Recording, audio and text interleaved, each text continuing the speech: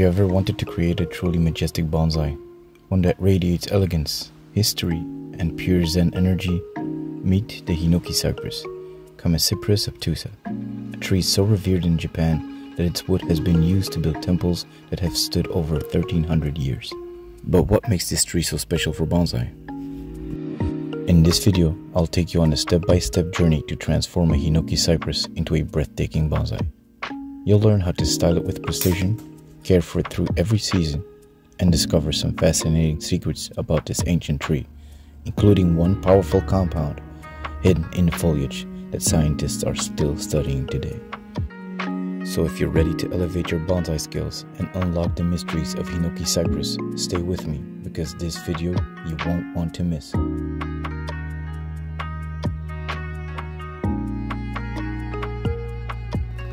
The first step was to uncover the nabari and see what's under the soil mound. This is always the first step in the styling process of any tree. We need to uncover the base in order to have the best line, base to tip. As I progress in this process, I also remove surface roots that have grown due to the amount of soil that is on top. This will help me uncover the true shape of the nabari. I carefully cut the roots and not the soil. This will dull my blade and I really need those scissors.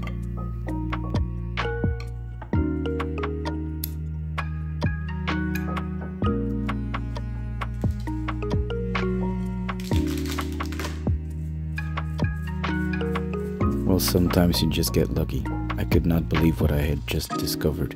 The way the root grips the earth and reveals its stability is just perfect. Now all I need to do is just check if it's the correct angle, but I do believe so. It looks like it was intentionally potted this way, so I'll go with it. In order to choose the front, I need to take something else into consideration, and that is the branch structure of the tree. What branches will I use, and how can I make it contribute to the tree? What will I remove? That might be a more important question. The side of the nabari where the root grips the soil is just too beautiful. That's why I decided to take this as the front of the tree. Therefore, I need to cut some branches, revealing the intrinsic movement of the tree, which helps in my quest for the best line base to tip. The only issue with this tree is that it has no taper. It has a uniform thickness from base to tip, which is not ideal. I could use this as my first branch, and this is my second. This branch here has more possibilities, but it'll give me a T-section, which will cause reverse taper, and that is something we do not want in a sinuous, beautiful tree like a Hinoki Cypress. This here will be my line base to tip, following this branch as my top. This means I'll have to remove a lot of foliage and open up some dead wood as well. At the top, I will be making a tangent.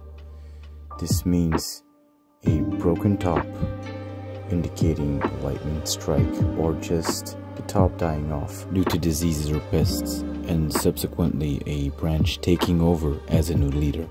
This is the image that I'm going for today.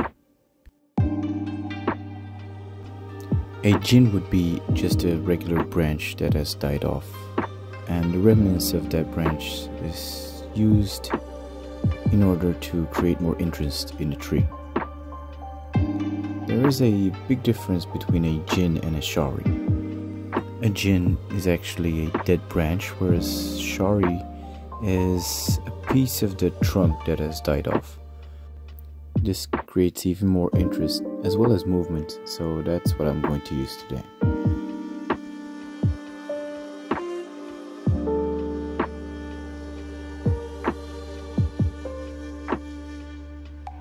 Now it's time to really get to know your tree. When you're cleaning, you get a sense of how healthy your tree is, how long everything is. Like here for instance. If you look at the foliage on the inside, you can see that it is not extremely unhealthy, but it's not the same as on the outside. I will be cutting a lot of the extremely healthy foliage off, but Hinoki is strong and it will take over. Nevertheless, this is only because it was a really strong tree, and this is the first styling. After the cleaning process, I wanted to create my line base to tip, so I wired the branch that is going to become the top. This is very atypical. Normally, I start off with my first branch, and then I work my way up. That being said, this will give me a better sense of what my tree is going to be. That's why I chose this approach. I also chose not to clean everything right away. Instead, I kept as much of the foliage as I could in order to only cut away what I need to cut away for the health of the tree.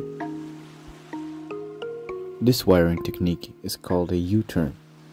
I will be making a U out of my wire and then pulling it to the trunk towards me. While doing so, I will be wiring two branches at the same time with the same wire. This is called the two-branch principle. I will be using my offhand to support my wire, then I'll anchor one of the branches, and subsequently I will wire the other branch. Nice and tightly, not too tight of course, and with the same angle, same spacing, and no gaps.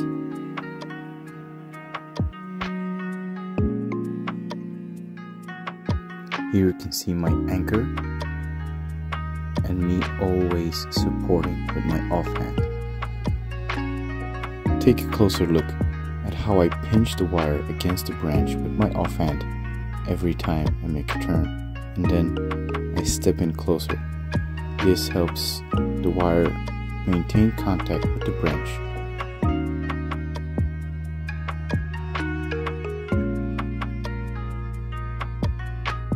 I will be leaving a seasonal care guide on Hinoki Cypress in the description below, but in order to really see it, you can also just subscribe, because I will be doing a video on it each and every season, so that you can really follow it and understand.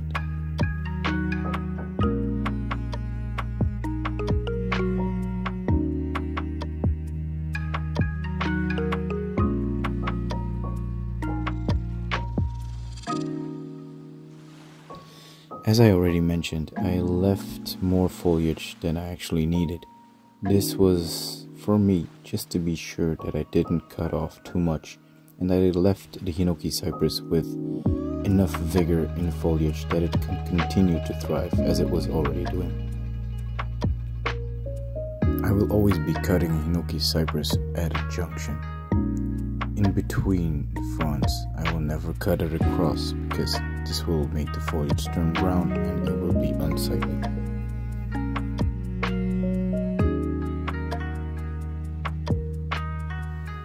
Same angle, same spacing, no gaps.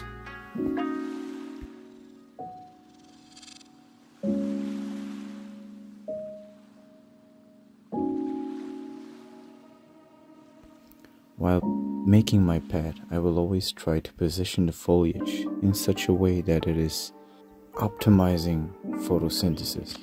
This means that it just needs all of the space it can get.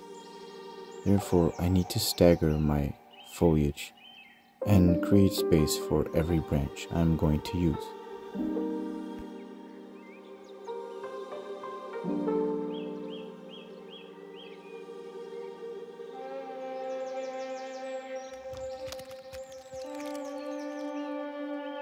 In order to optimize photosynthesis, I'm not only going to use my scissors, but I'm going to use my wires as well. Positioning foliage on the outside curve of a branch optimizes the way it catches sunlight. I will use the longer twigs for my silhouette, i.e. the outside of the branch, and then I will use some inward foliage for body. This means the volume of my pad.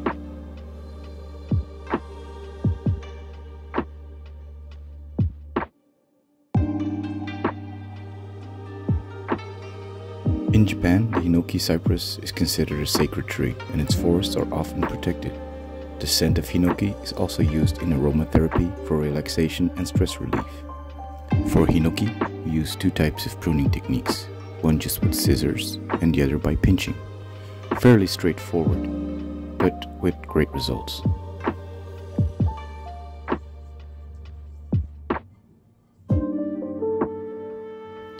The Hinoki cypress belongs to the Cypressi family, which also includes sequoias and junipers. Interestingly, its foliage contains natural antibacterial compounds like hinokithiol, which are being researched for potential medical applications, something to reinforce our arsenal in the fight against antibiotic resistance in bacteria.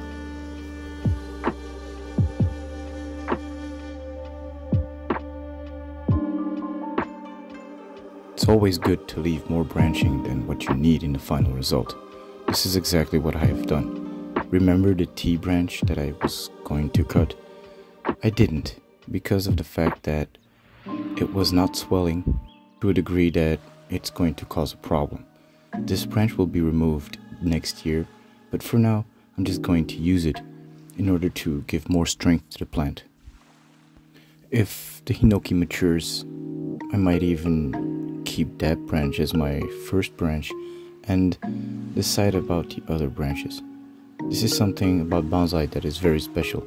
You live with a tree, and after a while you see the plant talks to you. It's like it reveals its inner beauty.